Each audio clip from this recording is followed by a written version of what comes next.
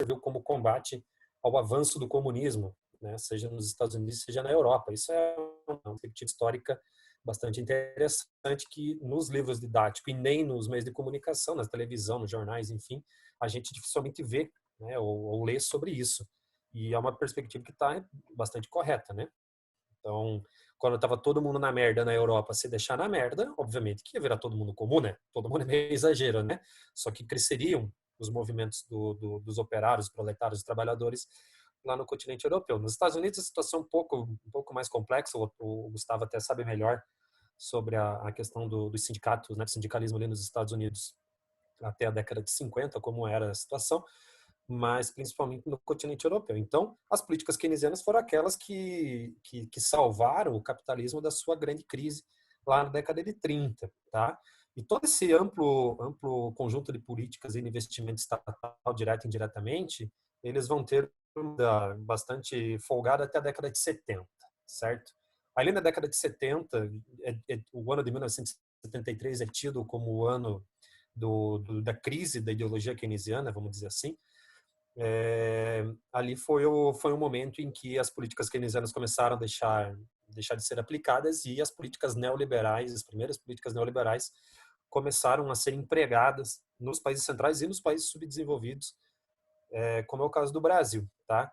Aí o curioso é que ali na década de 70, né, em 73, que vamos pegar esse ano como marco, geralmente quando a gente estuda, quando a gente lê, quando a gente discute esse tema, é atribuída à crise do petróleo, à crise do keynesianismo. Mas isso foi uma crise, né, ou um elemento conjuntural. Assim como hoje, isso é importante, quero colocar aqui, nós vamos enfrentar a maior crise econômica de todos os tempos, e os livros de história vão registrar que essa crise foi por conta do coronavírus. Não é verdade? E isso não está errado, mas também não está totalmente certo, porque isso é um elemento conjuntural. O que a gente tem que compreender é o elemento estrutural, né? O que tinha na estrutura lá em 73, por exemplo, com a crise do keynesianismo, né, da chamada era de ouro do capitalismo, com o que a gente vai ter agora, né, que são os elementos estruturais do capitalismo. E aí eu já quero lançar mais uma outra profecia aqui, né, daqui a pouco eu falo sobre o que eu acho que vai ocorrer. Então, em 73, além da crise do petróleo, né, por conta da guerra do Yom Kippur, a elevação do preço do petróleo subiu mais de 1000% ali em 1973, a gente tinha um outro elemento, que era a crise do dólar. Porque desde o início da década de 60, os Estados Unidos estavam imprimindo muito dólar. Exatamente como o Fed está fazendo agora. Né? O que o Fed fez aí nas últimas 3 semanas? Imprimiu 3 trilhões e 500 bilhões de dólares. Isso se fala na televisão, né? Esses dias mesmo, tenho visto muita televisão, não tem muito o que fazer. Aí se fala como na atualidade, o governo dos Estados Unidos vai liberar uma ajuda de 2,5 trilhões de dólares. Mas o que é 2 trilhões de dólares? Se você faz a conversão, meu querido, dá 3 anos de PIB do Brasil. Como que os caras, do dia para a noite, eles apertam um botão e criam 3 vezes o PIB do Brasil? E isso não vai ter nenhum problema? Isso não vai gerar nenhuma consequência?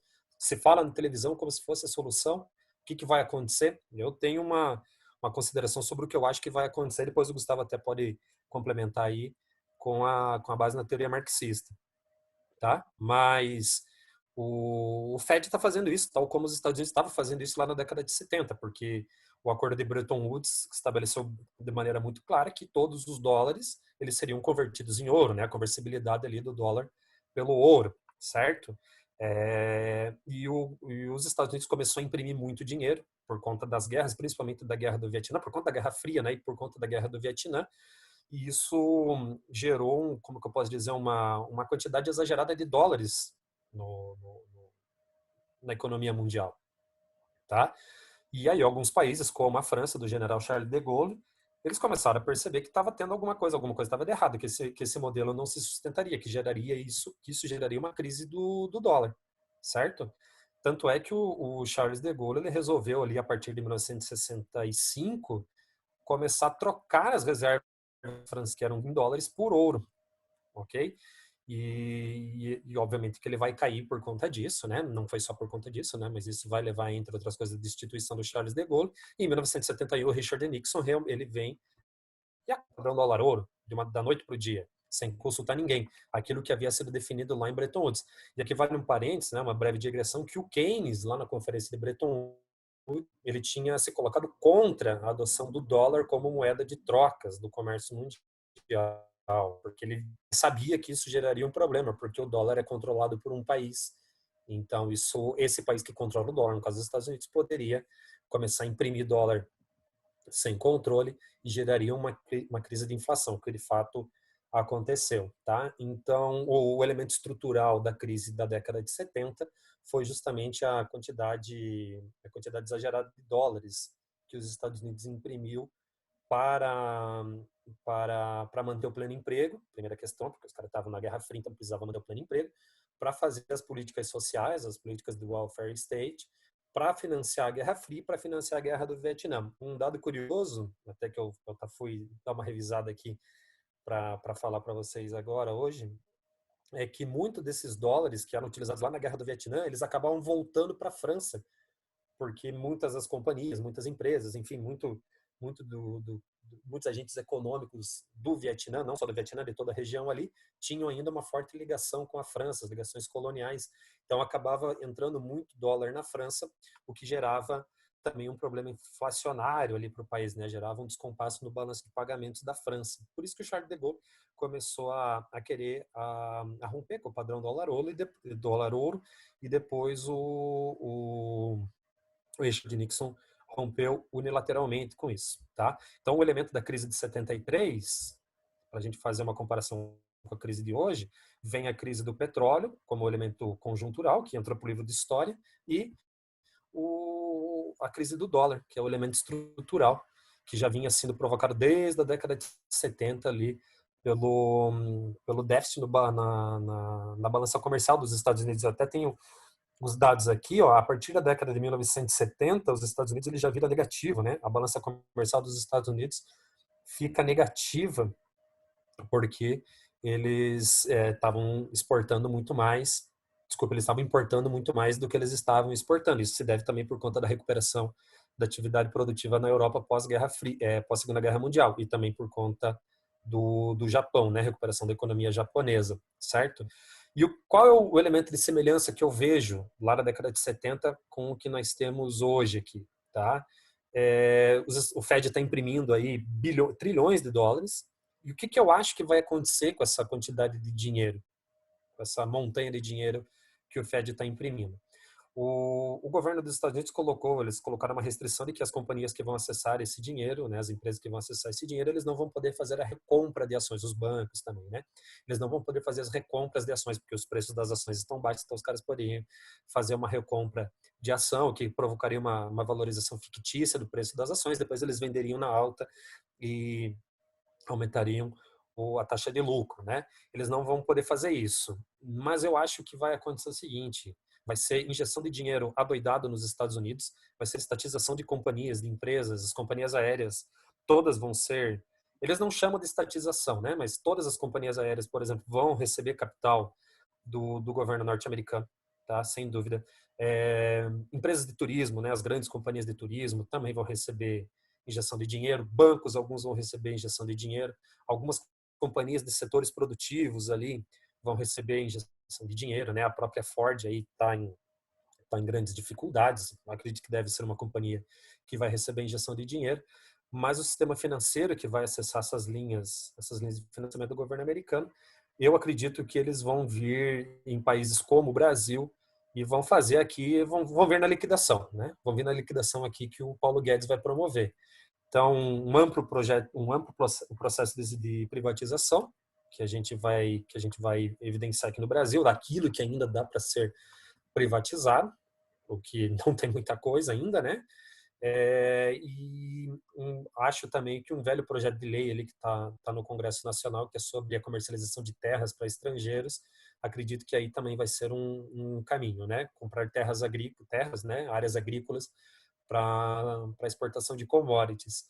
Então, esses caras vão vir fazer a liquidação completa aqui no Brasil. Então, vai provocar uma transnacionalização ainda maior da economia brasileira, mais do que ela já está. Não acredito que isso vá fazer com que a gente tem uma mudança, como muitas pessoas aí tolamente estão acreditando, né? A gente vai deixar que seria o coronavírus seria uma espécie de morte da financiarização da economia, do sistema financeiro, do capitalismo financeiro. Acredito que isso não vai ocorrer. O que vai ocorrer é um aprofundamento da financiarização, principalmente em países subdesenvolvidos, como é o caso do Brasil, como é o caso do México, ali, de onde o Otávio tá. Claro que o México, acho que tem, até o Otávio pode falar melhor, o México ele tem uma perspectiva menor, né, para que haja uma transnacionalização da economia, diferentemente aqui do Brasil. No Brasil, aqui o negócio vai ser altamente aprofundado, né? Então, isso vai gerar o quê? Gera desemprego, né? Mais desemprego, gera um êxodo rural que não é muito significativo, mas vai gerar desalojamento de terras, né? Pressão em terras indígenas, enfim, aí tem uma série de impactos que vão ocorrer aqui no território brasileiro. Mas eu não me iludo, eu não acho que o coronavírus tenha decretado a morte do sistema financeiro, né, e do capitalismo financeiro. Acho que vai ter um aprofundamento. Claro que lá no norte, né, no hemisfério norte, talvez aí as discussões, por exemplo, em torno de sistemas de saúde, como é o caso dos Estados Unidos, isso entre no debate ali da campanha presidencial no final do ano, né, para ampliar o Seguridade Social lá nos Estados Unidos. Mas para a gente aqui, acho que não vai ocorrer, tá? Então, é ilusão. Até o David Harvey publicou um artigo essa semana que foi traduzido pela Boitempo, um artigo belíssimo. O Gustavo até mandou para a gente ler ali, um artigo muito bom, com exceção dos últimos 2 parágrafos, quando ele diz que ele está acreditando que os Estados Unidos vai ser o motor para tirar o mundo da crise que a pandemia está colocando. Não só a pandemia, como eu disse, né, um elemento conjuntural, um elemento estrutural, né, essa crise que ficou exposta agora em 2020, ao contrário de como foi lá em 2008, que a China foi o motor do crescimento econômico para a recuperação da economia mundial pós 2008. Não acho que vai ser os Estados Unidos, tá? Porque aí o Gustavo até pode complementar como que se produz capital, né? Capital não se produz, não é imprimindo dinheiro que a gente produz capital, tá? Capital se produz de outra maneira. Agora o Gustavo pode. Vou passar a palavra para o Gustavo. Tem algumas perguntas que eu gostaria que o Ângelo pudesse esclarecer em relação a petrodólar, qual a perspectiva em relação a petróleo como fonte energética, pensando nos próximos 30 anos, e uma possível escassez na fonte de combustíveis fósseis. Mas eu vou passar a palavra para o Gustavo. Já tem algumas provocações, algumas questões que ele pode analisar em relação à produção do valor, ao capitalismo, etc. Então, tens a palavra, companheiro. Bom, eu acho mais interessante pensar, além da mídia estar mostrando essa centralidade do Keynes agora, que é até curiosa, eu vi na Folha de ontem, falando que os 440 bilhões, uma coisa assim, do Banco Central era muito dinheiro, mas que era necessário, não sei o quê. Na história saiu também uma questão do Banco Central emitir mais dinheiro para ficar cuidar da inflação. Mas eu vou mais na raiz do problema, é lembrar lá do Keynes, né? O Keynes, ele mesmo pontuou numa entrevista que ele sabia muito bem o lugar dele na luta de classes, e ele se colocava como um burguês esclarecido, né? Ele nunca se colocou como alguém do trabalhador e tudo mais. E outro elemento O Keynes, ele adorava ele fala isso, né? Ele adorava, ele achava o sistema capitalista uma coisa muito boa. Só que ele achava que tinha que ter regulação. Ele era um anticomunista, né? Ele não achava, não gostava da ideia das sociedades se transformarem em comunistas, socialistas, enfim. Aí você pode usar a nomenclatura que você quiser. Eu sei que tem diferença, mas enfim, no contexto histórico acho que dá para entender. Ele não gostava, mas ele sabia que o capitalismo na sua face brutal ali, ele inevitavelmente levaria à insurreição dos trabalhadores e revoluções na Europa toda, né? Então, por isso que tanto é que quando ele participa lá do Tratado de Versalhes, isso em 1918, ele já escreve um livro, né? Um livro muito bom chamado As Consequências Econômicas da Paz, onde ele aponta, isso aí vai dar merda, vai ter uma nova guerra. Ninguém escutou ele e teve a guerra, né? Assim como em Bretton Woods ele falou, ó, esse negócio do padrão dólar-ouro, isso aí vai dar merda. Ninguém escutou ele e deu merda, né? Aí outro ponto curioso que eu queria colocar é que, além de tudo, o New Deal, se a gente pegar documento histórico da época, ele morreu em 35, né? Ele não morreu em 39, não morreu em 40, ele morreu em 35.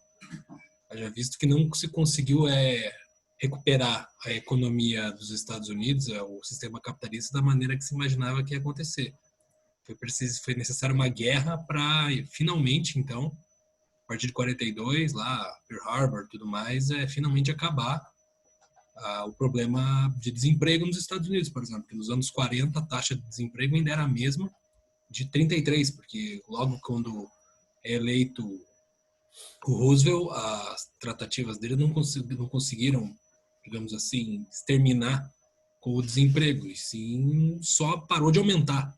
E melhorou foi a distribuição de lucro entre os capitalistas, mas entre a classe trabalhadora se seguiu o desemprego estrutural nos Estados Unidos, variando de 10 a 13 milhões de pessoas, e somente com a entrada dos Estados Unidos na guerra, com a economia de guerra, é que os Estados Unidos, digamos assim, tiveram o pleno emprego, por assim dizer, né?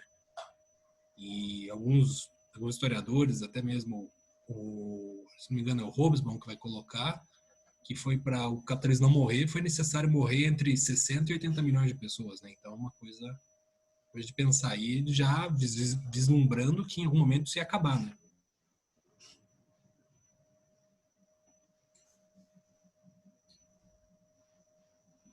Travou? Tá escutando? Agora Não, eu tô comenta escutando. aí sobre como que se dá a produção de capital.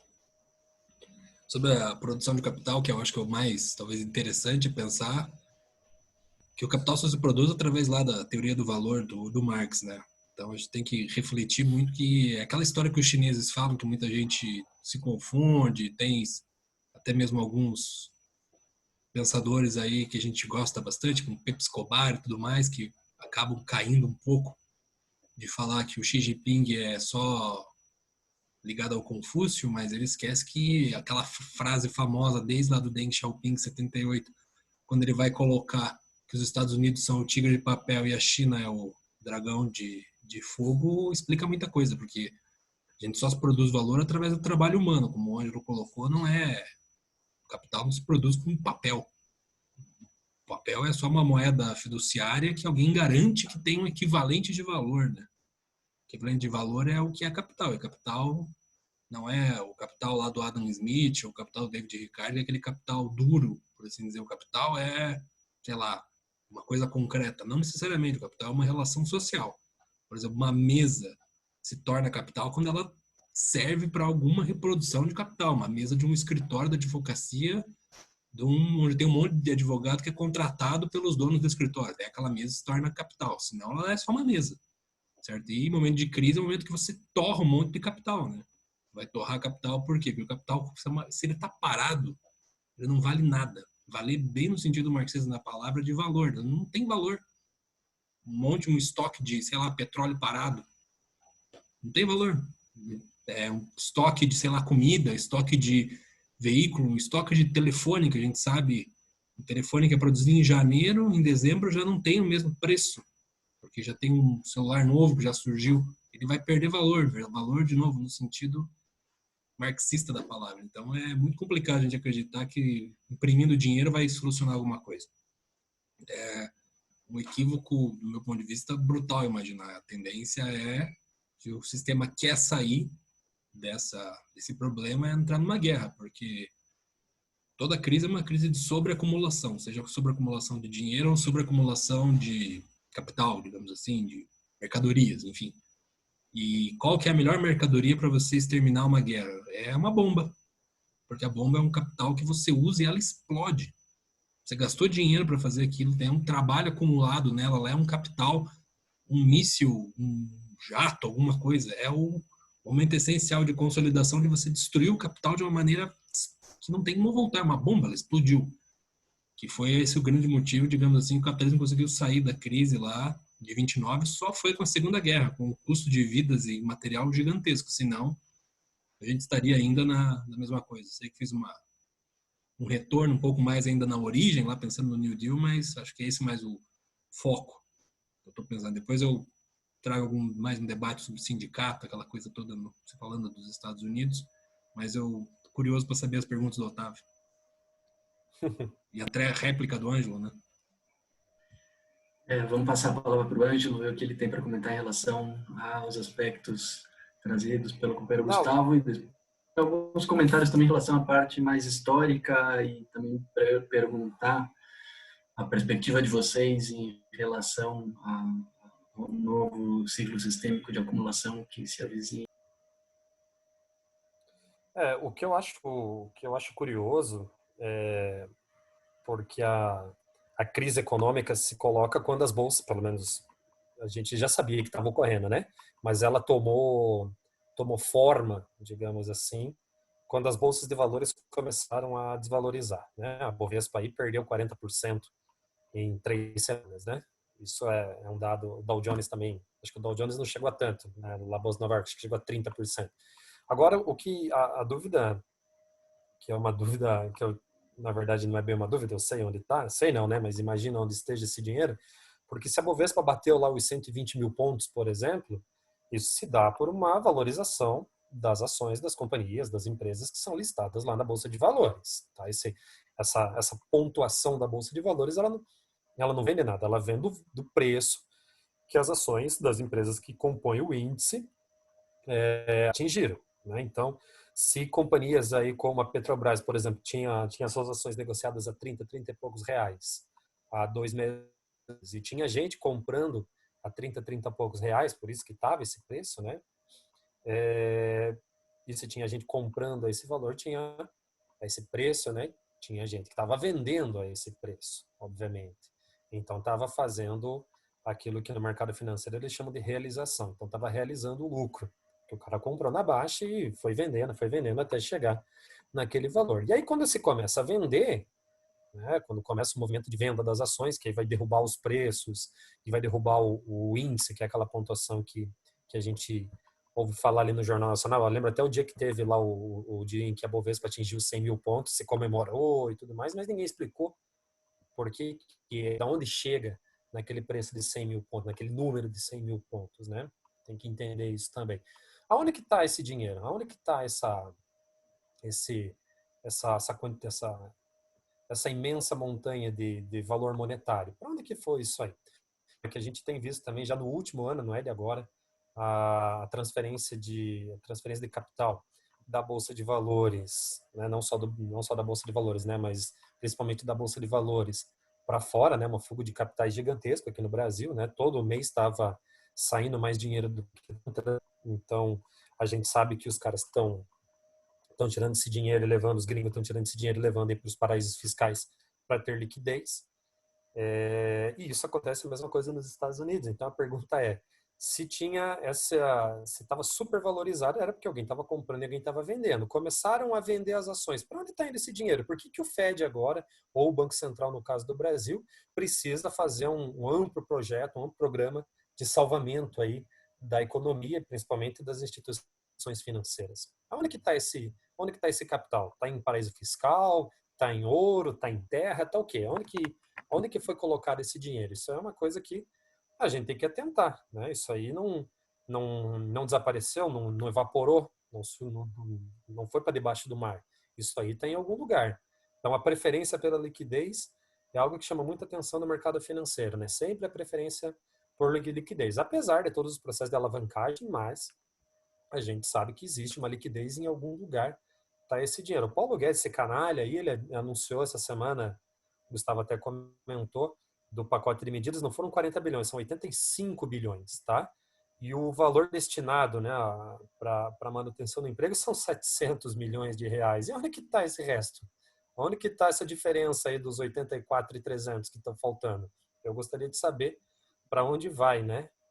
E a gente sabe o que isso vai dar, né, do Estado brasileiro e, posteriormente, uma ampliação aí da austeridade fiscal e do ajuste sobre os trabalhadores, né, cortar direito e tudo mais. Então, a gente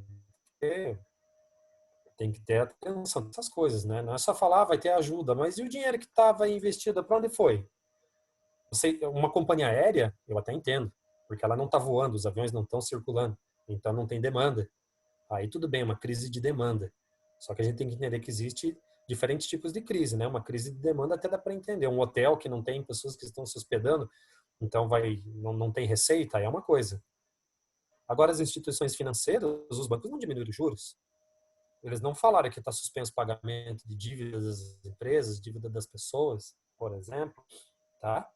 Na verdade, o que tá rolando nesse programa de ajuda do governo federal, no caso do Brasil, vai ser uma substituição de dívida. Ninguém atentou para isso, porque as empresas são altamente endividadas,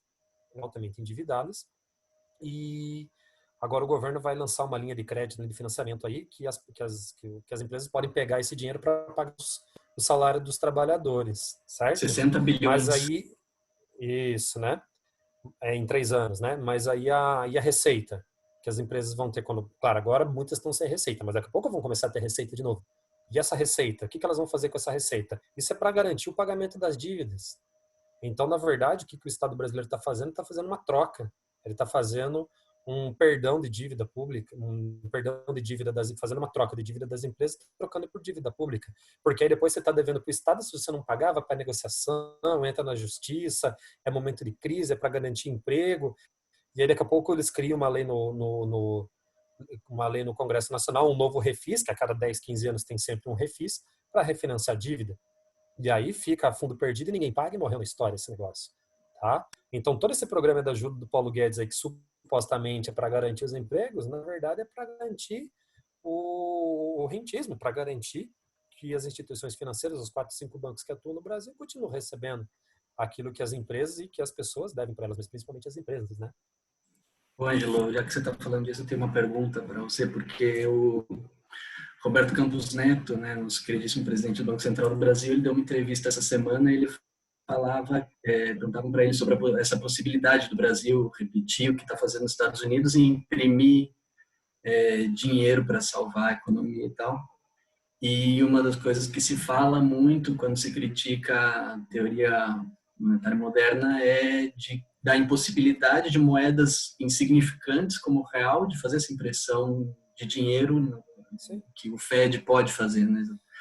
Então perguntaram para o Roberto Campos o que ele estava prevendo, e aí o que ele comentava nessa entrevista é que justamente essa possibilidade de fazer essa liberação de reais através da venda da venda das dívidas, né, quer dizer, da compra das dívidas das empresas pelo Estado, e aí depois o Estado pode devolver esses títulos e reter outra vez o dinheiro no futuro quando a economia já estiver estabilizada, né? E aí eu queria perguntar, porque eu, como leigo no assunto, não sei que consequências isso pode ter, esse tipo de mecanismo, mais além da questão só de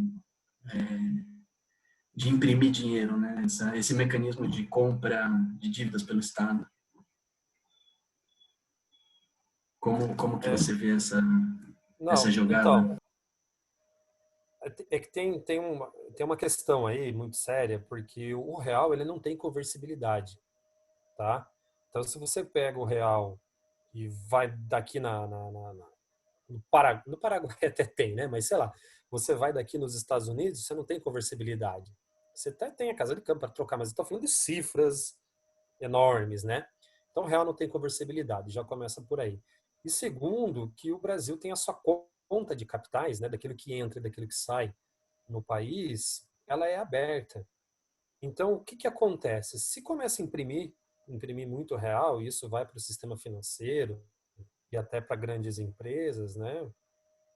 Que muitas delas atuam como a Casas Bahia, né? O Nildo Ourix, ele sempre fala, né? As Casas Bahia, na verdade, não sei se é o Nildo que fala ou é o Ciro Gomes que fala, um dos dois que eu escutei falando isso, que as Casas Bahia, na verdade, elas são um banco, elas não são uma empresa de varejo, elas são, né? Mas o principal das Casas Bahia, só para pegar um exemplo aí, um exemplo do cotidiano, as Casas Bahia, elas ganham muito mais dinheiro com os juros e com o sistema de financiamento daquilo que as pessoas compram lá, e obviamente com as aplicações financeiras que eles fazem com isso depois, do que vendendo geladeira ou fogão, tá? Então, a gente tem uma conta de capitais aberta. Esse problema. Se você começa a jogar muito dinheiro no mercado, né? Essa palavra é interessante. Hoje o mercado acordou de mau humor. É muito legal isso, né? Eu acordo de mau humor, o mercado acorda de mau humor. Mas se você começa a colocar muito dinheiro, muitos reais no mercado, isso vai gerar uma especulação em cima do dólar, tá? Por quê? Porque as pessoas, as instituições financeiras vão querer tirar daqui. Como eu disse, só você pegar no último ano, o que tem acontecido? A saída de capitais do Brasil está muito maior do que a entrada. Novamente, há sempre uma preferência pela liquidez. O cara quer a verdinha, ele quer o dólar, porque aquilo tem valor no mundo inteiro. O cara pode comprar qualquer coisa em qualquer lugar do mundo com aquilo, certo? Então, imprimir dinheiro para o Brasil geraria um processo inflacionário, porque geraria uma alta no câmbio, né? Teria uma desvalorização cambial, ia sair muito mais, uma pressão cambial muito maior, tá? Medidas parecidas como essas foram feitas na Argentina, por exemplo, lá com a paridade, né? O que era a paridade? O governo ele emitia dinheiro em si, não eram pesos que estavam entrando no mercado, mas ele emitia título da dívida, que era vendidas em dólares e convertidas em pesos, né? Os famosos fundos abutres aí que até hoje está na justiça a negociação disso aí. Então, seria mais ou menos a mesma coisa, geraria um processo inflacionário, porque a gente teria uma desvalorização cambial bastante grande. E aí, como o Brasil é uma economia que depende muito de importações, né? Essa camisa que eu estou usando aqui, que eu comprei na Hering, foi feita aqui no interior de São Paulo, mas o tecido ele é chinês. Então, isso aqui tem dólar, tem variação cambial que está dentro disso aqui, por exemplo. Tá? Então, o único país que pode imprimir dólar sem ter problemas maiores é os Estados Unidos, né? Porque como o dólar é a moeda de troca no mundo inteiro, então eles podem imprimir. E aí está um dos motivos da grande guerra entre Estados Unidos e China, e coloca a Rússia no meio. Não é porque aquela retórica do Trump de que a China faz concorrência desleal, que paga pouco na mão de obra, e não cobra os impostos, e não tem as questões ambientais. Não é por isso.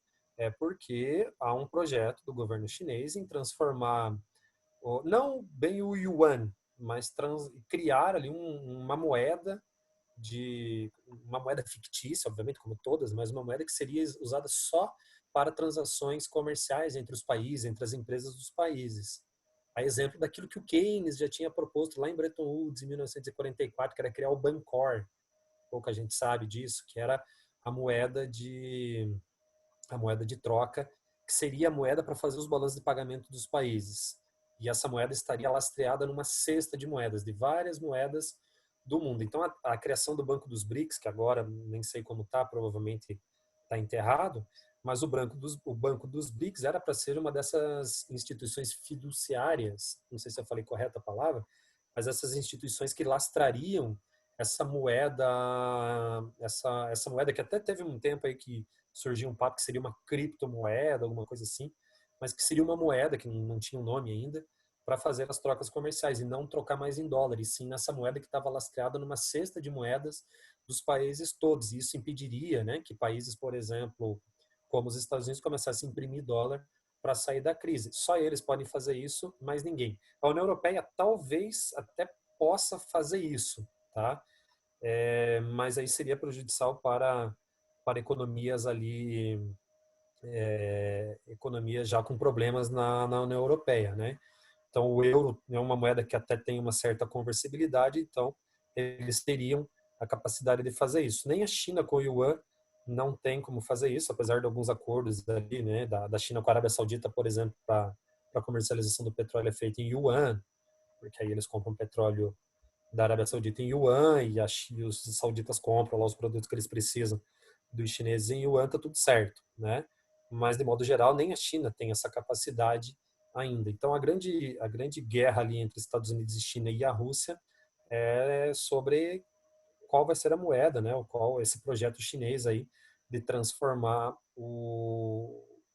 não bem o yuan, né? Mas ter uma moeda, yuan seria a grande moeda, né? Moeda forte, no yuan como a moeda de troca das relações comerciais, né? Então, para um país como é o Brasil, em que a moeda não tem conversibilidade, não adianta fazer isso. Eu fui para o Zimbábue aí há 2 anos atrás e tinha lá as notas de US$ 1 bilhão do Zimbábue, por exemplo. Então você fica imprimindo, imprimindo, imprimindo, mas aquilo não tem valor, não tem conversibilidade, tá? Até porque, por exemplo, aí alguém pode falar, mas com esses reais, por exemplo, você poderia comprar terra no Brasil, você poderia comprar soja, é mais ou menos, porque isso também está precificado em dólar, né? As commodities estão precificadas em dólares. Então, mesmo que elas sejam vendidas aqui, elas estão precificadas em dólares. Então, não tem muita conversibilidade. Só um comentário fora do assunto aqui. A gente está cumprindo agora 44 minutos de transmissão. Tivemos um pico de 7 espectadores ao vivo, né? Já. Agora são 4 pessoas assistindo. Provavelmente dessas 4, teve um pico de 7 ao mesmo tempo, né? Não sei quantos no total, aí depois vai ter que analisar os gráficos da transmissão. Isso sem divulgar, hein? Isso sem divulgação. Não, claro, imagina a gente uma coisa que eu tô vendo aqui, a nossa transmissão no YouTube, ela tá muito ruim. A gente precisa aperfeiçoar isso. Ó. Deu um dado aqui de 23 reproduções, então 23 pessoas clicaram. Mas é que tá muito ruim a transmissão lá, então não. Esse deve ser o problema. A gente tem que aperfeiçoar a nossa técnica aqui. E eu falei isso agora, acabei espantando a audiência porque diminuiu. 2 pessoas que estavam assistindo fecharam o vídeo e falaram, mano, esses caras aqui não estão falando besteira. Enfim, mas voltando ao assunto, né, eu queria fazer um paralelo histórico em relação a algumas coisas que você comentou na sua introdução do tema. Em relação a... Eu tenho uma abordagem muito mais wallersteiniana, talvez que vocês... E eu tenho tendido a pensar na história como etapas ou como ciclos, períodos de ciclo de acumulação sistêmica do capital, né? E desde a origem do sistema capitalista, que é um conceito do Wallerstein, você tem diversas etapas que duram mais ou menos um século e 2 décadas, dependendo do período, mas que tem determinados produtos que são a base para a circulação econômica a nível global. E você tem um ciclo hispano-genovês, né, com a prata sendo o principal produto de circulação da economia mundial. Você tem um ciclo holandês, que talvez seja mais curto, desse ciclo sistêmico de acumulação. Um ciclo inglês, que tem como matriz energética a descoberta do carvão, né, e da vapor, a revolução industrial, etc. E você tem no século XX o ciclo sistêmico de acumulação, cuja potência capitalista principal é os Estados Unidos, e com o petróleo sendo a principal fonte energética.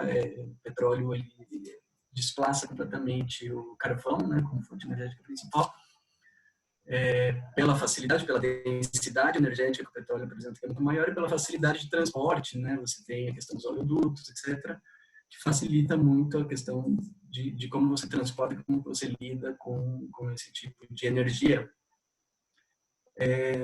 Enfim, a questão é que existe uma determinada previsão de que o petróleo, a disponibilidade das reservas de petróleo no mundo, e isso, claro, é totalmente especulativo, porque não tem como ter certeza, mas do que se notifica ou do que se noticia por aí é que a gente tem mais 30 anos, no máximo 40 anos de petróleo disponível no ritmo que a gente está consumindo atualmente. Então, o que vai acontecer quando o petróleo acabar, né? O petróleo é a base desse ciclo sistêmico de acumulação que a gente está vivendo, que a gente está vivendo os últimos anos, talvez a última década dentro desse ciclo.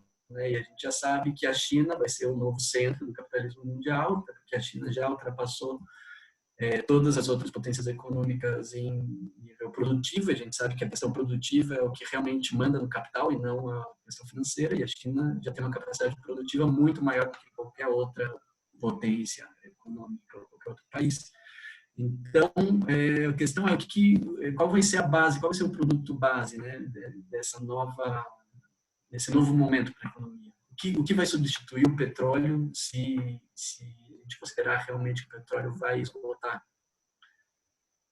E aí, sei lá, não dá para fazer previsão de futuro, ninguém tem bola de cristal, mas a gente pode, não sei, a partir do que a gente está vivendo, tentar imaginar que perspectivas a gente espera para a questão da produção de energia, né, do consumo de energia. Passo a bola para vocês. Sim, eu não sei se são 20 ou 30 anos, porque a gente tem muitas reservas ainda. Tem muito xisto, por exemplo, não explorado, né? Isso gera um impacto ambiental fodido, né? Destrói água, destrói rio, destrói solo. Mas tem muita reserva ainda, tá? Muitas reservas não, até na Venezuela, na bacia do rio Equiciba, eu esqueci como fala o nome do rio em espanhol, até o Otávio, se souber aí depois pode falar. Mas que fica ali entre a Venezuela e a Guiana, ali também tem muito petróleo, enfim. O que eu acho que vai ter uma substituição gradual, obviamente, porque o meu Zapata aqui, a tinta dele é feita de petróleo. Então, tem muitos produtos que são à base de petróleo. A vida, como a gente conhece, está fundamentada no petróleo. Acho que não vai ter um rompimento de uma vez, assim, né? De petróleo deixar de ser utilizado. O que a gente pode imaginar, o que tem sido apontado, pelo menos para os meios de transporte, seria a utilização do carro elétrico, não é verdade? Para a geração de energia, países como o Brasil ampliar a produção de energia hidrelétrica e outros onde não tem essa possibilidade, a energia termonuclear. E então acredito que a tendência no futuro também é um maior acesso, e aí como isso vai ser, eu não sei, né? Mas um maior acesso da exploração da energia nuclear, principalmente naqueles ainda que tem a energia termoelétrica convencional ali, a carvão mineral, ainda poucos lugares, mas a petróleo, né, a gás natural, a óleo bruto ali para geração de energia, isso deve ter uma substituição. O que me chama atenção sobre os carros elétricos, né, porque a Europa principalmente está apontando aí nos próximos anos não ter mais a utilização de petróleo como fonte de energia para os automóveis, né, vários países já indicaram isso, é que o carro elétrico ele utiliza as baterias ali que são feitas de lítio, sobretudo, né? Que também é uma fonte de energia não renovável. Então, é trocar uma fonte não renovável por outra fonte não renovável, né? Na verdade, o lítio não é bem a fonte de energia, mas é a matéria-prima para se fazer as baterias, né?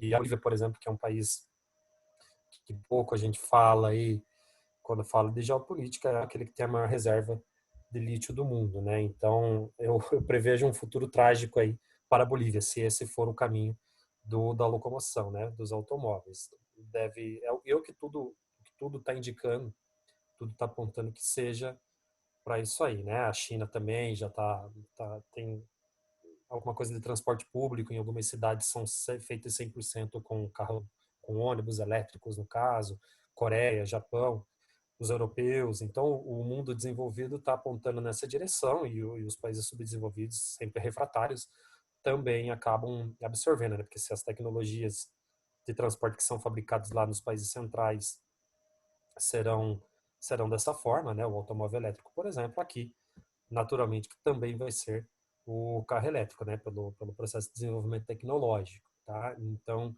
sobre fontes de energia, eu acredito que haverá uma diminuição no uso de petróleo, mas não um rompimento, né? Pelo menos não acho que nos próximos 100 anos, porque ainda tem muito petróleo, tem muita área para ser explorada, mas realmente haverá uma diminuição no ritmo ali de geração de energia para a locomoção através do petróleo, né? A Europa já está apontando isso para um futuro muito próximo.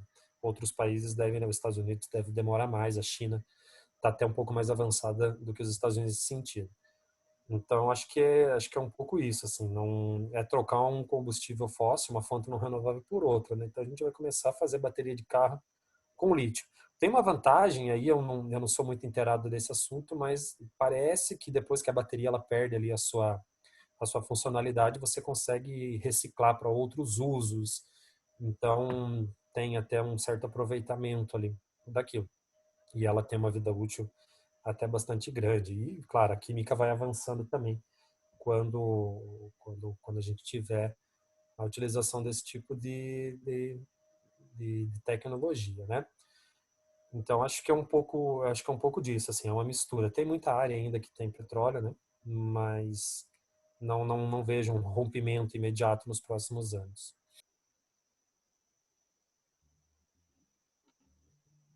Não, é interessante a perspectiva do lítio, né, como um novo produto aí que vai ser também objeto de muita disputa, né, no cenário geopolítico global. Você mencionou a Bolívia, né, a gente sabe, já fez essa análise de que o golpe de Estado na Bolívia, a retomada do poder imperialista sobre a Bolívia tem muito a ver com isso. No México, descobriram no ano passado também uma reserva importante de lítio, justamente no estado de Sonora, que é fronteiriço com os Estados Unidos, né? Então, também já existe olho grande do imperialismo sobre essa reserva, que é talvez ainda mais grande do que a reserva de lítio que existe no Salar de Uyuni, na Bolívia. Então, Aqui no Brasil também, no litoral, até teria que dar uma olhada como que estão as pesquisas nisso. Mas aqui no Brasil, na chamada Amazônia Azul, né, que os militares usam tanto esse termo, tem grandes reservas. Na verdade, não está confirmado ainda, né? Mas estudos apontam que existem grandes reservas de lítio aqui no litoral brasileiro também, né? Na costa litorânea. E também deve ter em outros países, em outras áreas litorâneas, em outras costas aí, deve ter muito lítio. Precisa avançar nas pesquisas, né? Então é um novo elemento da geopolítica. Claro que eu falei da Bolívia, porque o da Bolívia é mais fácil, tá ali, é só você ir lá e tirar, não precisa ter que ter uma nova técnica de exploração desse lítio no fundo do mar e tal, como é aquilo que aponta aqui para o Brasil. A Bolívia está muito simples, vai ali e tira, né? Curioso que esses dias eu estava vendo sobre a Bolívia, sobre essa questão eu não vi nada ainda, assim, lá a partir da Bolívia, né, a perspectiva dos bolivianos. Mas eu estava vendo uma reportagem no YouTube, né, uma reportagem sobre o Suriname, porque o Suriname ele tem não só o Suriname, as Guianas ali também, né, e a Venezuela, eles têm muito petróleo no litoral, exemplo do pré-sal brasileiro. E os caras lá, e o Suriname é um país muito pobre aqui da América do Sul, né, assim como a Guiana também. E eles estavam apontando, né, e esse era entrevistando as pessoas, né, para vocês verem como tá sendo vendido, como estão vendendo o peixe lá para a população, que eles não viam a hora de começar a exploração do petróleo ali no Suriname, porque isso transformaria o Suriname numa espécie de Dubai, né, ou Emirados Árabes da América do Sul. Quando eu vi essa fala, né, de uma pessoa que estava sendo entrevistada, a princípio um cidadão comum, assim, uma pessoa, pode não ser também, né, mas a princípio era uma pessoa na rua, assim, né, enfim, se chega e pergunta para alguém sobre o que ela pensa de um determinado assunto, o rapaz lá falava isso, né, ele falou claramente. Mas isso faz sentido, porque muito provavelmente está se vendendo, né, está se fazendo um marketing em cima disso, lá no Suriname, que a exploração de petróleo ali na Guiana Essequiba, né, lembrei o nome, Guiana Essequiba, que é o nome do rio ali, que tem o seu vale, enfim, ali na sua bacia hidrográfica, ali naquela região, aquele petróleo poderia tirar o Suriname e as Guianas dessa condição de subdesenvolvimento e elevar a uma condição de Dubai, né, aqui na América do Sul. Enfim, até onde eu saiba, não existe uma companhia petrolífera do Suriname ou da Guiana que vá fazer essa exploração, né? Até onde eu saiba, quem está fazendo todo o processo de pesquisa ali, como chama quando os caras vão fazer o monitoramento, tem um nome para isso, né? A sondagem, quem está fazendo o processo de sondagem ali nos campos de petróleo é a Shell, que é a companhia holandesa que foi quem colonizou o Suriname, né?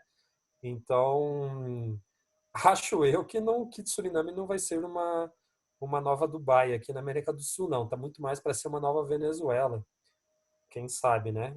Ou pior até, né? Ser um país em que vai ter uma grande exploração de petróleo, mas esse petróleo acaba não, ou o dinheiro, né, a grana desse petróleo acaba não ficando no país, né? Eventualmente, claro, vai ter desenvolvimento ali de infraestrutura produtiva, porque você tem que fazer as áreas para extrair o petróleo, tem que fazer os oleodutos, os portos, né? Tem que fazer estrada, então tem que fazer tem que se construir um monte de infraestrutura, mas não vamos nos iludir que o Suriname, né, ou pelo menos os surinameses, não sei se é assim que fala, acho que eles não deveriam se iludir, né? Estão caindo aí nessa jogada de marketing, porque não vejo que vai ser uma nova Dubai, né? Porque eles não vão ter soberania sobre esse petróleo, assim como os Emirados Árabes não têm, né? Tem lá a família real que leva uma comissão sobre a exploração do petróleo, mas são as petrolíferas transnacionais que ficam com o grosso da grana. E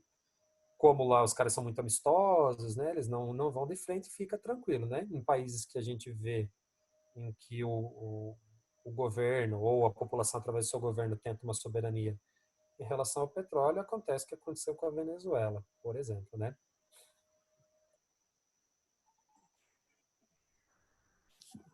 Não sei se o Gustavo tem algum comentário que quer entrar nessa discussão aqui, mas eu justamente fiz a pergunta em relação ao petróleo, né, ao futuro incerto do petróleo como matriz energética principal do capitalismo, porque eu estava escutando hoje enfim, estava escutando uma entrevista, vendo algumas análises também em relação, já talvez voltando para o nosso tema, que é o keynesianismo, em relação ao petrodólar. E aí eu acho que vocês poderiam me ajudar a entender um pouco mais como funciona esse conceito, porque pelo que eu entendo da história, o Nixon ele rompe com a Acordo de Bretton Woods, ele desvincula, né, o padrão dólar-ouro, né, uma vez que já se estava desvinculando pelo desrespeito que o Federal Reserve estava tendo em relação à própria reserva de ouro que os Estados Unidos mantinha e falava para os outros países que tinha uma determinada quantidade, outros países começaram a desconfiar de que essa quantidade já não era a correta, né, então e aí o Nixon, ele, como você mencionou, né, do dia para a noite ele rompe com o Acordo de Bretton Woods e cria o dólar fiduciário, né, o dólar sem lastro, e me corrijam se eu estiver falando besteira, e aí entra o conceito, alguns falam que é a ideia de petrodólar. O petróleo vai ser a principal matéria que vai respaldar a economia dos Estados Unidos e respaldar a variação, a cotação do dólar, né? Isso que eu queria entender melhor, como funciona esse conceito, de onde que ele vem, qual que é e como que ele influencia na realidade que a gente está vivendo hoje.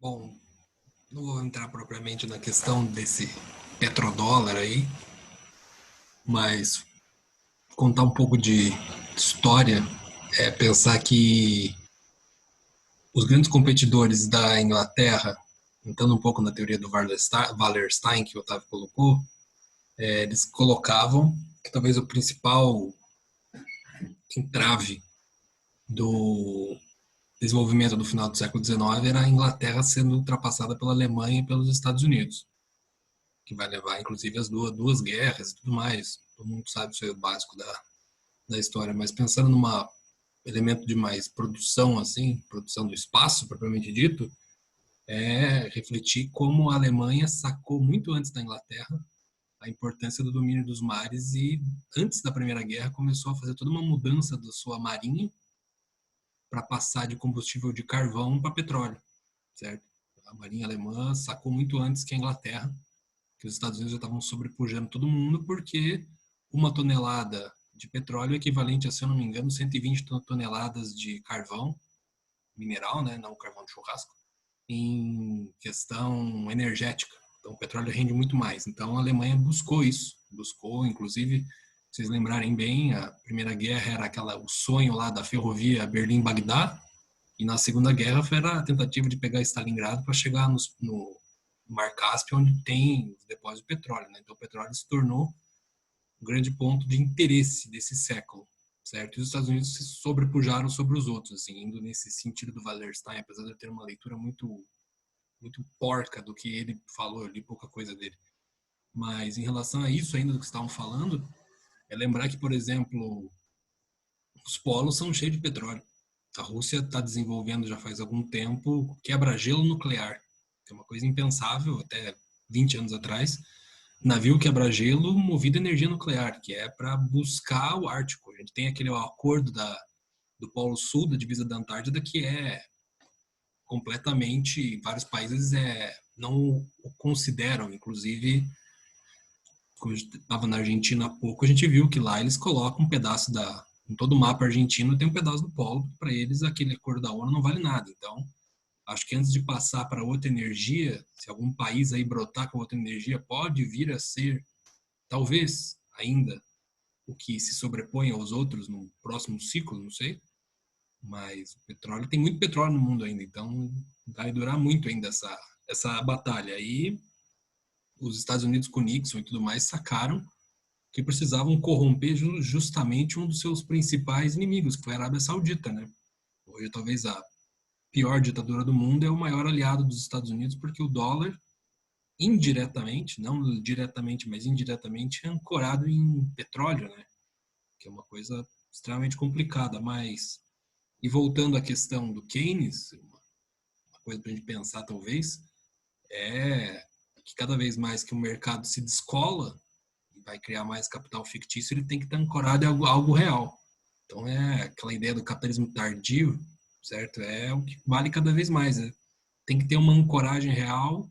No momento, a ancoragem nesse real é no petróleo, mas pode ser que não tenha uma passagem propriamente dita para alguma coisa em especial. Petróleo, carvão, sei lá, surge algum novo troço aí, mas fica ancorado ainda num rentismo que a gente já está sentindo cada vez mais. É domínio de água, domínio de floresta, domínio de minérios, minas e assim por diante, que é um capitalismo que é cada vez mais rentista. Até tem um pessoal, uns economistas, geógrafos, sociólogos dos Estados Unidos que já estão falando uma coisa, eu não tenho uma leitura profunda disso, mas sobre um tal de um neofeudalismo, um modo de produção neofeudal, que ele é ancorado em renda, não mais em capital, em reprodução ampliada. Ele é ancorado em renda. O que norteia o capitalismo hoje não é mais reprodução ampliada, e sim renda. E cada vez mais a gente vê isso.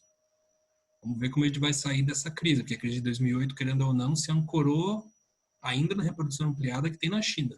Mas não sei se agora vai conseguir ser assim, né? Vai saber se toma, vamos dizer, toma o domínio da coisa, se torna, não sei, outros elementos aí, renda, commodities e assim por diante. Uhum.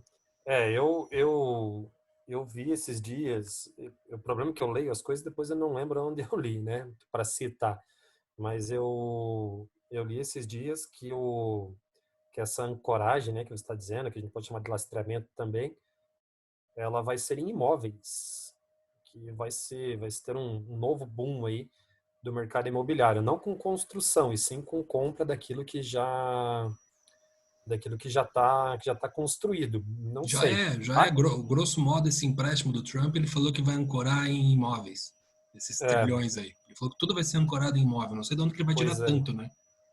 Então, mas aí como você disse também, lembrou bem o Marx, né? O capital imobiliário, ele não está produzindo valor, né? Esse é o problema. O que eu acredito que vai ser mesmo, como você falou, é em terra, tá? E terra não é só terra para agricultura, né? Para um monte de coisa pode ser utilizada também. Eu acho que esse que é o processo. Então, o que a gente talvez possa haver aí nos próximos anos é uma pressão muito grande nos países, principalmente nos países subdesenvolvidos, para que se libere aí a comercialização e venda de grandes áreas, de vastas áreas de terras, minas, enfim. Você pode pegar, por exemplo, o caso do Brasil, se tem uma mina de qualquer coisa, uma mina de cobalto, qualquer coisa nesse sentido aí, não que no Brasil tenha muito disso, né? Mas aqui é tudo por concessão, né? Então ninguém é dono, o sujeito não compra.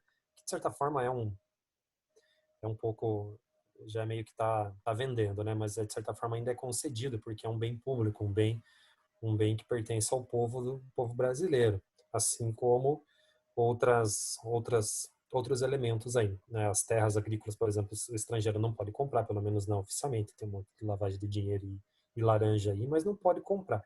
Acredito que esse é o caminho, tá? Então, a gente vai ver uma transnacionalização muito maior dessas áreas de produção de matérias-primas nos países como o Brasil, porque antes a gente produzia aqui, né, os agroboys aí, o agrotech, o agroepops, a galera produzia, vendia por um preço muito baratinho no mercado internacional e estava tudo certo, né? Então, acho que agora é o novo passo.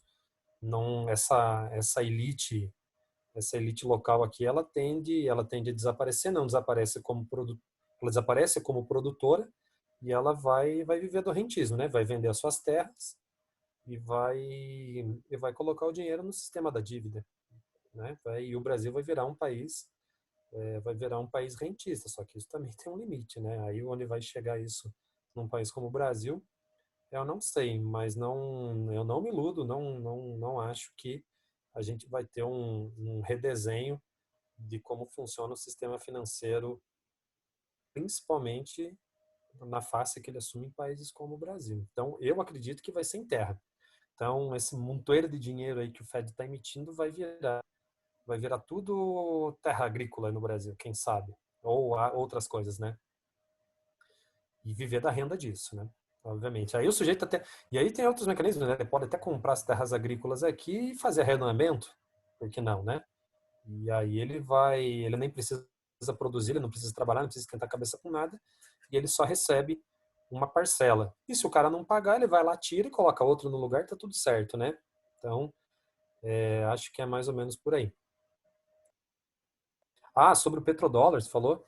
É porque o dólar, depois de Bretton Woods, ele começa a ser comercializado em dólar, né? O petróleo ele começa a ser comercializado em dólares, né?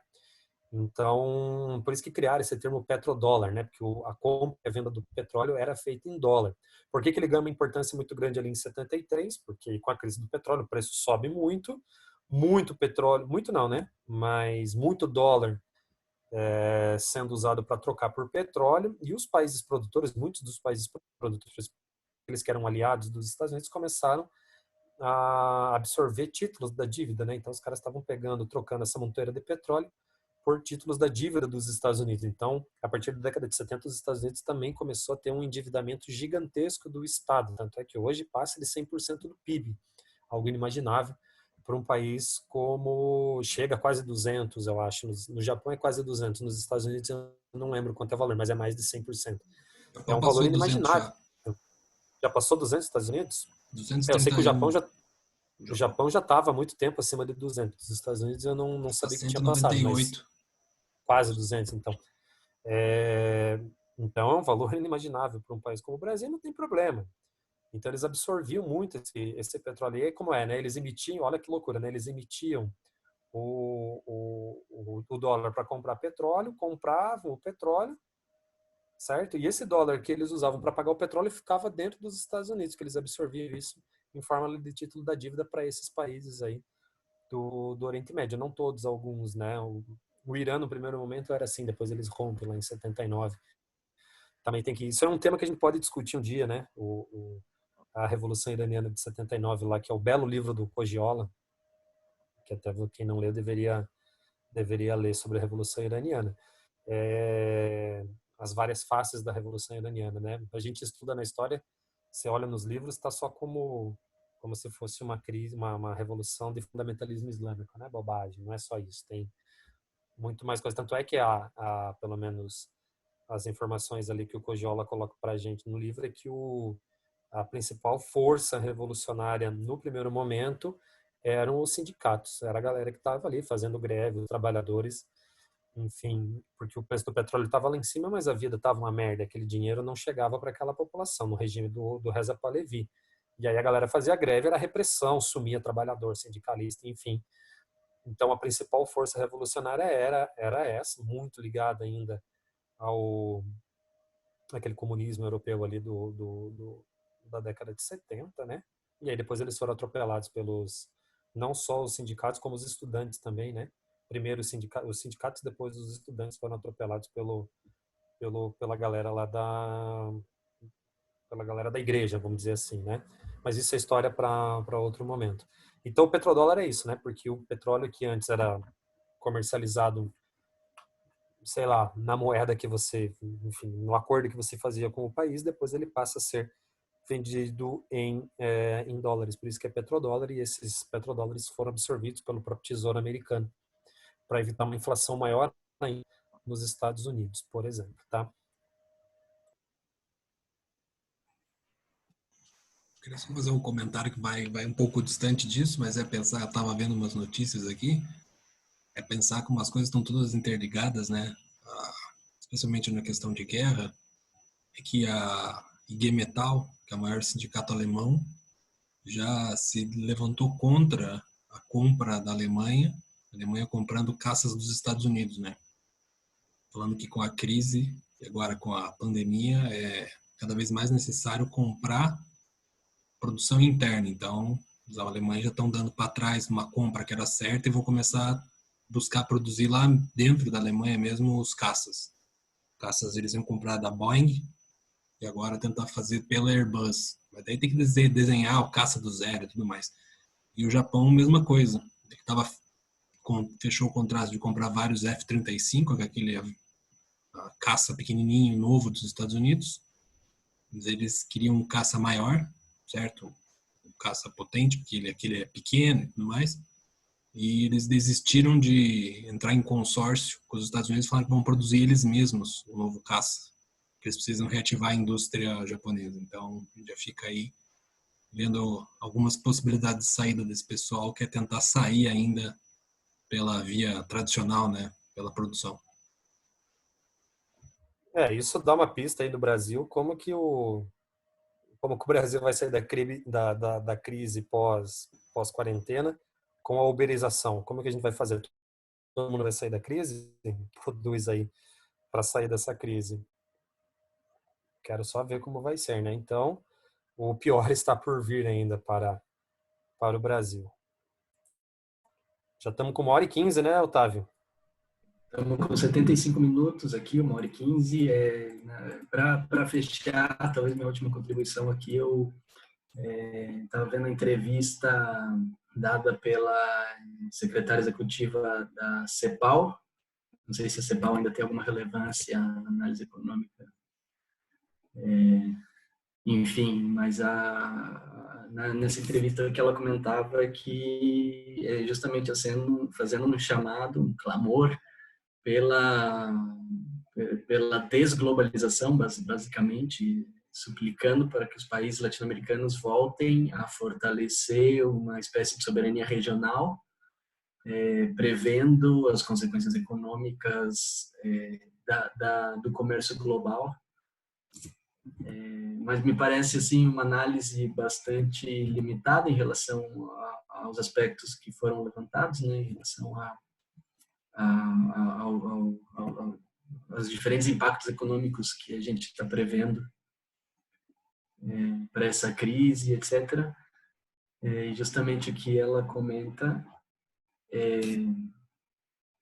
é fazer um freio, colocar um freio, né, na globalização, e produzir um capitalismo diferente, ela fala, né? A gente tem que gerar um novo capitalismo, a gente tem que criar um novo capitalismo, um capitalismo mais inclusivo, mais sustentável, que envolva sua base às economias locais. E eu fico pensando, né, qual que é a real factibilidade de produzir um capitalismo que se torne sustentável a partir das economias locais, a partir de fortalecer soberanias nacionais e regionais, por exemplo na escala sul-americana ou latino-americana, né? Então, parece uma análise da CEPAL bastante fantasiosa, né, idílica, romântica, de acreditar, ainda mais no nível de discrepância ou de dissidência política que existe na América Latina, de que se vai formar uma união entre os países e fortalecer um novo comércio local, uma nova soberania regional, para superar a crise. Não sei, eu queria acreditar que a CEPAL pudesse ter uma proposta mais factível, mais realizável no plano prático, né, para a superação da crise. Ela não faz a mínima ideia do que estão fazendo, né? Tentativa de volta ao passado é quase um ludismo 5.0, não sei. Um movimento de estourar, quebrar as indústrias e tal, querer voltar na globalização não existe. Essa história de consumir local já tem na Europa, a União Europeia, inclusive, se vocês pegarem a Constituição Europeia, no que trata de campesinato e questão de terra europeia, é isso, é o consumir um local, mas isso não acaba o capitalismo e não fortalece nada. A Mas, relação, sim, mas o problema aqui no nosso continente não é o consumir local, a questão é industrial, a gente não produz nada, não produz absolutamente se você nada. for se você for pegar a Europa, esse consumo local dos produtos agrícolas só ocorre por uma única razão, que é o PAC. Sem o PAC lá, que é o programa agrícola em comum da União Europeia, que são bilhões de euros todo ano no subsídio lá, a agricultura europeia desapareceria, porque ela é pouco competitiva. Aí como que você vai falar isso num país da América Latina, num país como o Brasil, que é um país que tem ele tem muito subsídio, né, obviamente, mas é um país super endividado, como que você vai fazer um protecionismo em relação... E produto agrícola é uma coisa, né? E você vai fazer, como que você vai fazer protecionismo em relação a produto industrializado? Meu celularzinho aqui que vem da China, o Brasil nem produz. E aí como que a gente vai fazer? Não, Não existe. Não é. e não é nem só a questão Então, de produtos tecnológicos ou bem de consumo, né? A questão é quem produz a máquina que fabrica o celular, né? Quem produz a máquina para fabricar as peças que, ou seja, a questão ou seja, que é o central na economia capitalista é quem produz bens de captar bens de produção, não bens de consumo, né? O bem de consumo e é o totalmente conhecimento, secundário. e o E o, conhecimento também, uhum. desenvolvimento tecnológico. Não É tem. que- Hoje eu acredito muito que é, a resposta vem ou da Alemanha, numa tentativa de salvar a União Europeia. Pode ser que venha de lá, já tem um movimento brutal para acabar com o euro, na Itália, da volta da lira, na França, na volta do franco, certo? Na própria Alemanha já tem a galera mais ligada, não é nem ao SPD, certo? Que é o Partido Social Democrata Alemão, mas é o partido como o Die Linke, o Partido de Esquerda Alemão, que é uma volta do marco alemão, certo? Então, ou vem de lá a resposta ou vem da China, não adianta. Os Estados Unidos, para eles, do jeito que tá bom. Porque quem manda ainda se consegue manter muito a coesão social, né? A gente sabe que os Estados Unidos, quase dos 330 milhões, a gente pode dizer que um terço está abaixo da linha de pobreza. Se a gente pegar o dado da ONU, não, que obviamente ganha mais lá de $1,75, se não me engano, tá, ó, linha de pobreza. Mas se eu pegar na prática, você vê que, por exemplo, Los Angeles, Detroit, acabou a cidade, né? É uma grande favela, basicamente, né? Tanto que o Trump ganhou por isso, porque ele falou com essa galera. Então, de lá, não vai ser alguma coisa nova para superar essa crise. Então, a opção é ou China, ou eu penso, talvez, na Alemanha como uma tentativa de salvar a exploração que ela faz nos outros países da União Europeia. Porque, querendo ou não, a Alemanha explora a Grécia, explora Portugal, Espanha, explora todo mundo que entrou no bloco. Né? Ela é o coração pulsante do negócio. Só lembrar que todos os órgãos da União Europeia estão em países, entre aspas, neutros, como Holanda e Bélgica, mas o Banco Central Europeu está em Frankfurt, do lado da Bolsa de Valores da Alemanha. Né? Então, você já responde muita coisa. Você dá para a criança tudo que ela quer, mas o dinheiro você guarda no teu quarto. Né? O guloseimas, tudo você deixa a galera brincar, mas o dinheiro está com você, que é isso que a Alemanha faz. Ela deixa tudo para neutro, entre aspas, mas o dinheiro é dela. Certo? O Banco Central Europeu está em Frankfurt, é um negócio que é simbolicamente gritante, não é uma coisa escondida, nada, não. Tá do lado quase da Bolsa de Valores. Então, de lá que imagino que pode vir as respostas, porque o resto do mundo está em choque, digamos assim, parado, sem saber o que fazer. A gente até pode fazer um debate sobre a União Europeia, que é mais extenso. Agora eles anunciaram, aí, por conta da crise, que os países eles não precisam mais cumprir aquele valor, né, aquele percentual de déficit de 3% do PIB para poder se recuperar da crise econômica aí que o coronavírus está impondo para os europeus e vai impor de maneira muito pesada, principalmente ali no sistema de saúde. Aí eu quero só ver uma coisa, quando os caras começarem a saírem dessas amarras do Banco Central Europeu, se depois eles vão conseguir impor isso de novo aos países, né? E tem um capítulo bastante interessante nos próximos anos em relação à União Europeia. Né? Talvez seja o próprio fim da União Europeia, né? Dessas políticas de austeridade que a Alemanha colocou para os países europeus, que impede que eles tenham qualquer tipo de crescimento. Eles não conseguem crescer justamente, ou não consegue se desenvolver, não consegue fazer desenvolvimento tecnológico, precisa de dinheiro, né, para você fazer investimento, porque eles estão sob um regime de austeridade brutal imposto pelo Banco Central Europeu, que é uma imposição da Alemanha, né? Então a gente vê que a Alemanha ela cresce, cresce, cresce e os outros países não conseguem crescer, tá? Então tem também um debate interessante, o que que vai acontecer na União Europeia nos próximos anos. E acho que eu não acho que ela vai acabar, porque pode ser que os países menores, né, os países de economia mais frágil, principalmente os do leste, eles acabam ficando ali fazendo um grande bloco econômico junto com a Alemanha, e os outros vão querer sair para correr atrás, né? Mas aí eu também não sei, né? A gente tem que aguardar para ver o que vai acontecer. Interessante a gente pensar e talvez uma análise geopolítica para o nosso próximo episódio. Também queria comentar algo para a gente também investigar e que a gente pudesse colocar na discussão, que é o papel da África, né? Como até na própria ideia dos bens imobiliários como paradigma de lastro do capital. A África entra como uma reserva importante de terra e de recursos naturais, né? Sobretudo recursos minerais. Então, aí, alguns elementos para a gente colocar no nosso próximo episódio aí, vamos ver se vai ter. A gente está quase cumprindo aqui 1h30, é um bom tempo, né, para o debate. Acho que a gente conseguiu avançar muitas coisas. Temos 4 likes no nosso vídeo. Eu tô com fome, eu quero jantar.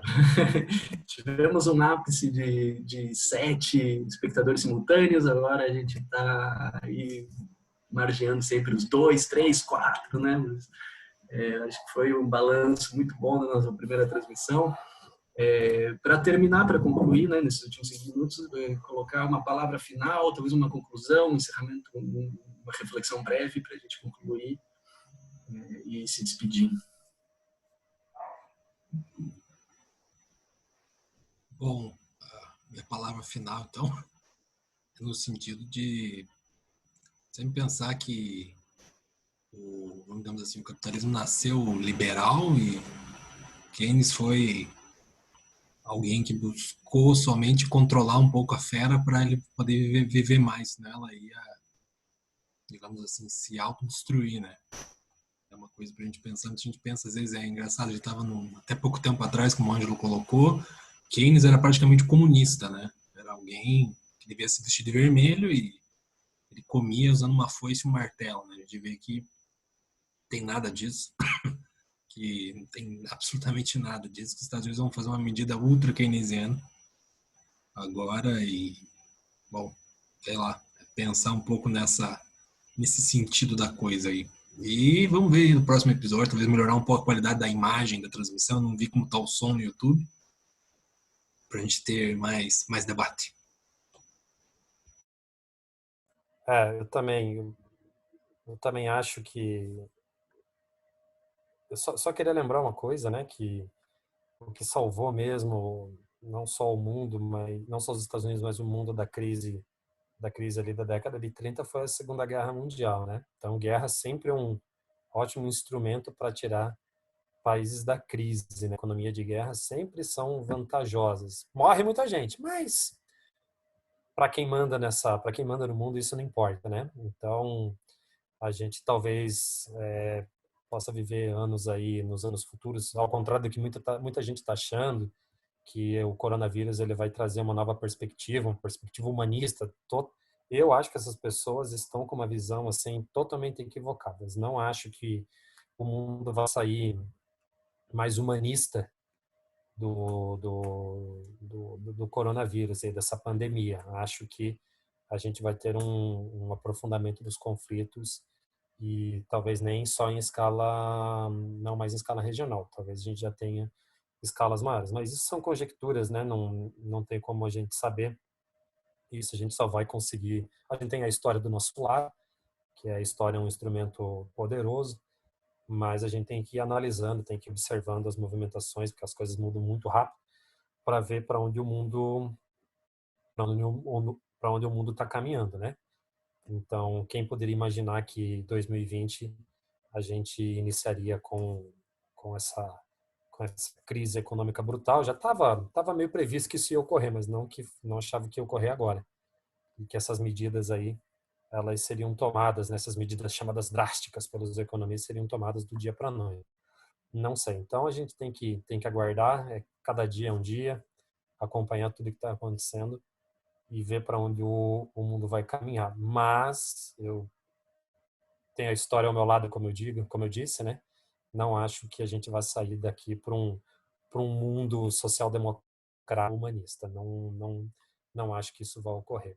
Acho que a coisa vai ser bem diferente. Agora, como vai ser, eu não tenho como dizer nesse momento.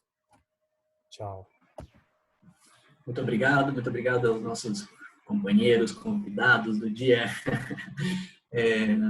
e aos espectadores, a vocês que resistiram e aos que assistiram e puderam acompanhar. Vamos ver se na próxima vez a gente consegue fazer uma espécie de interação aí, receber as perguntas do público também, para que a gente possa interagir, fazer essa interação aí mais divertida, né? Tornar a coisa um pouco mais divertida. E é isso, ficamos por aqui. Muito obrigado. Até a próxima. Valeu.